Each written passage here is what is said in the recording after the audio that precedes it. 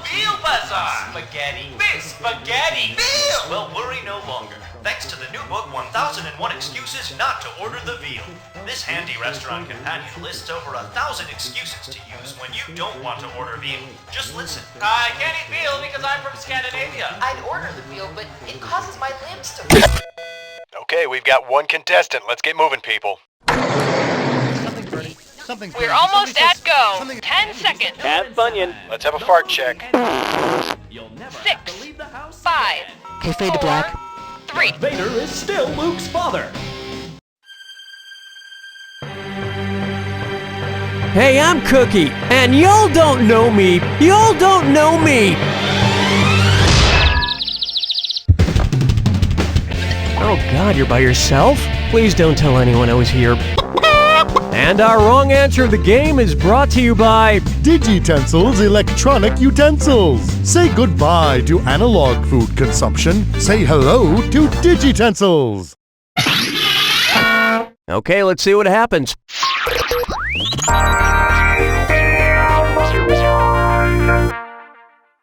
First on the docket, I'm converting. Woohoo! If Miley Cyrus moved overseas and changed her name to Kilometery Cyrus, how much of her name would she lose? 14%, 38%, 52%, or 69%?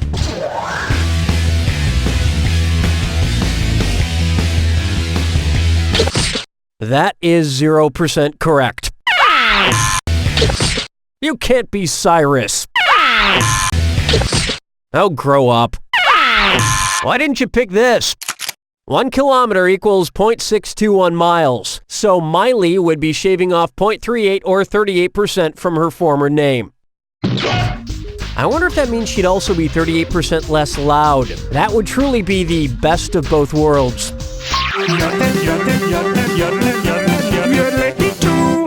And now, ominous news in 30 minutes or less. If the CEO of Little Caesars Pizza gets an anonymous email that says, "Beware the Ides of March," what should he add into his Outlook calendar? March 1, beware, beware. March 8, beware, beware. March 15, beware, beware. Or March 30, beware, beware.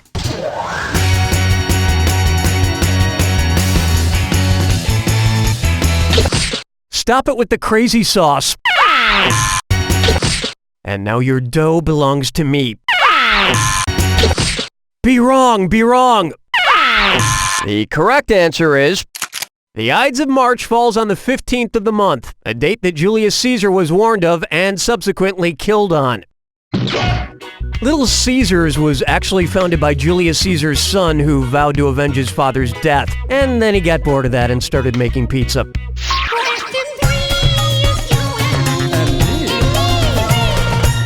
I call this one, I'm kicking you out, please vote for me. On Survivor, contestants who've already been voted out come back to vote on the season's winner. But if Survivor added a grand tribal council with the same duties as a grand jury, what would they do? Find a replacement for Jeff Probst, select the contestants for the regular tribal council, review who can use the immunity idol, or decide if there will be a tribal council at all.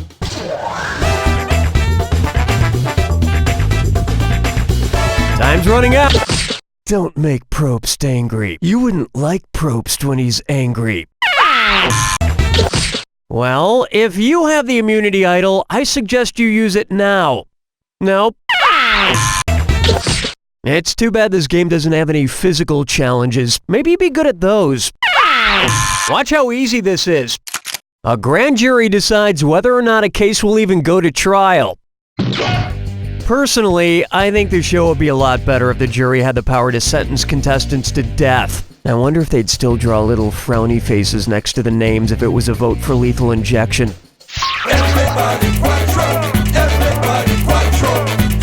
Next up, rub some sherbet on your knee. And guess what? It's a this or dat. I'm gonna read off 7 things. For each one, I want you to tell me if it's the name of a Baskin-Robbins ice cream flavor, or the name of a pain-relieving cream or ointment. If it's ice cream, press the square button. If it's pain relief cream, Press your circle button. Each right answer scoops up $300 for you. But get one wrong and you'll be aching for money. And you gotta do it in 30 seconds. Okay, let's move. Asper Cream, Mississippi Mud, Gold Medal Ribbon, Icy Hot, Australian Dream, Mineral Ice, Love Potion 31. Good work. You clearly never get your ice cream and pain relief creams mixed up. This is some good chondroitin. Well, you know what they say, I scream, you scream, we all scream for the fact that you didn't quite get all the correct answers on this dis or dat ream. Wow, that's 2 scoops of ignorance. I scream, you scream, we all scream for complete failure. Now if they could only come out with some sort of ointment for brain freeze. Where's the vibe, girl? Rock my world, girl. Ooh, yeah. And on its way, Geck of the Morning to you. Imagine that the Geico Gecko saved so much money on car insurance that he quit show business. What would he be able to do at his retirement party? Kiss all the ladies with his forked tongue? Breathe with gills in his disco-lighted hot tub? Hang from the chandelier with his adhesive pads? Or show off by killing a mouse with his poisonous bite? Watch your clock! Have you ever tried to breathe in a disco-lighted hot tub? It's impossible. Those things are breathtaking. I wonder if Geico offers stupidity insurance. Want to see the answer?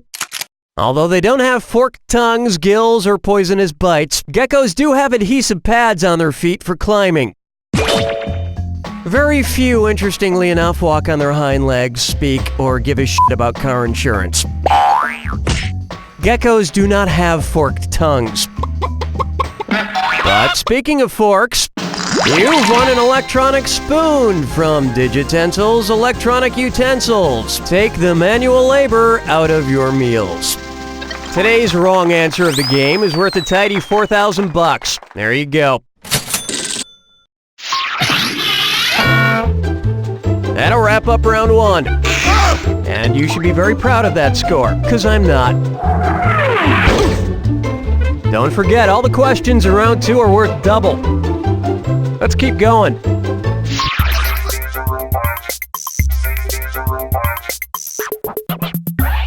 Here's one for you. A real wine connoisseur. If you know me, you know I love me some sparkling wine, and I love to sweat. I'm a sweaty, sparkling wine drinker, basically. With that in mind, if Brut deodorant were like Brut Champagne, how could I describe my armpits after applying it? Quite sweet, nice and dry, extremely fruity, or strangely non-bubbly.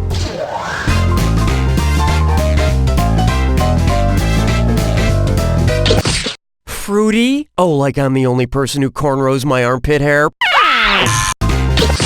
No, regardless of what I put on them, my armpits always feel bubbly. No, that would be if I doused my armpits with Boone's Farm Tickle Pink. This would have worked. Sparkling wines like champagne are classified by their sweetness. The least sweet, or driest, is the Brut. The only problem with using Brut, though, is that every time I hail a cab, a cork shoots out of my armpit.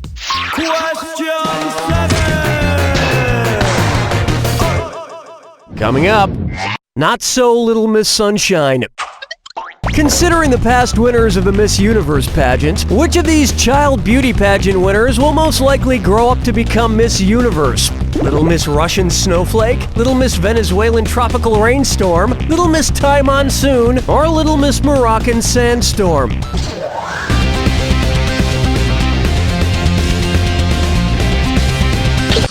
It is not snow, it is fallout from Chernobyl. You mean Little Miss No Rockin' Sandstorm?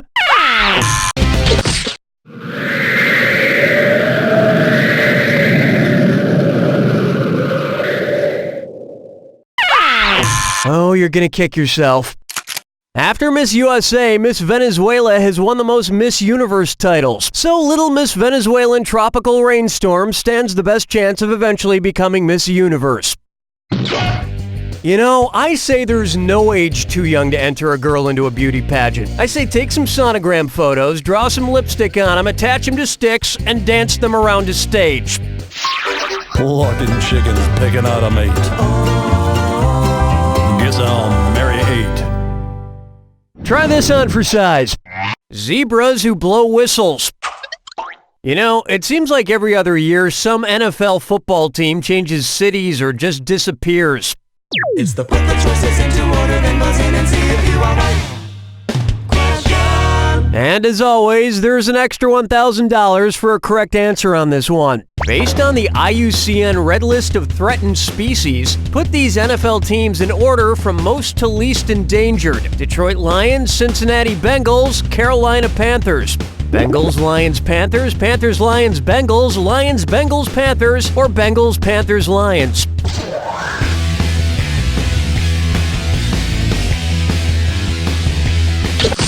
Lions, Bengals, Panthers? Oh my!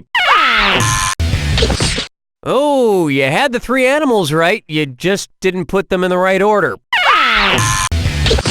That's just silly. Let me show you something. Bengal tigers, like all tigers, are endangered. Lions are vulnerable, and panthers, also known as cougars or pumas, are not in trouble at all.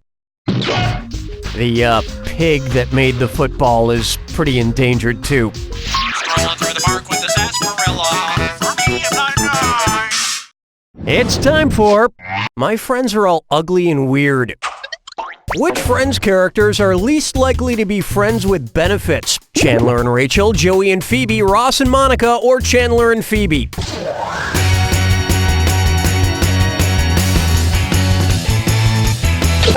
That's so not the right answer. Even Phoebe wasn't dumb enough to get this one wrong. Are you kidding? Joey's the most likely to have sex with any of them. Smart people choose this. Ross and Monica were brother and sister, so that would be super gross. Although, no. It's super gross. Hold me, never let me go. Am I dreaming? Question. Here's one I like to call, My Belief System Really Makes My Eyes Pop. On what show would Stacy and Clinton advise against wearing zippers? What not to wear if you're Mormon? What not to wear if you're Mennonite? What not to wear if you're Amish? Or what not to wear if you're Muslim?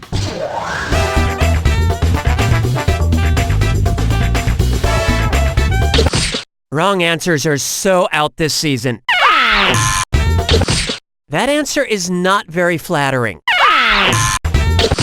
I'm going to sign you up for the show What Button Not to Press. Were you thinking of this one? Although they all certainly have strict clothing restrictions, the Amish are the ones who are super anti-zippers. And when was the last time you saw an Amish person in a tube top? Lighten up, Amish! Wait, who am I talking to? They're not playing this game.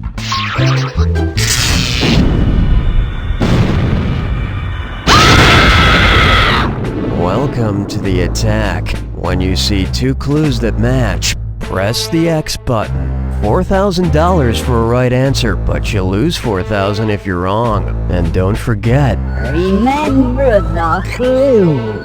It's gotta be a match that fits this clue. You're the boss of me. If all else fails, say yes sir or ma'am. Good luck.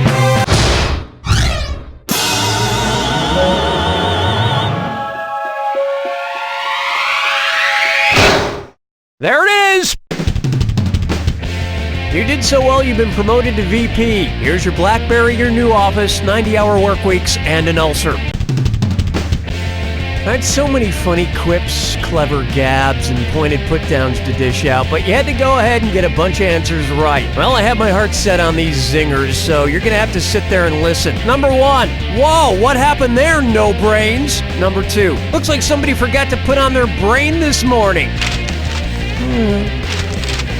Okay, I guess you get the idea. Here at You Don't Know Jack, we have a computer program that calculates some recommended readings based on your game performance. Let's give it a whirl.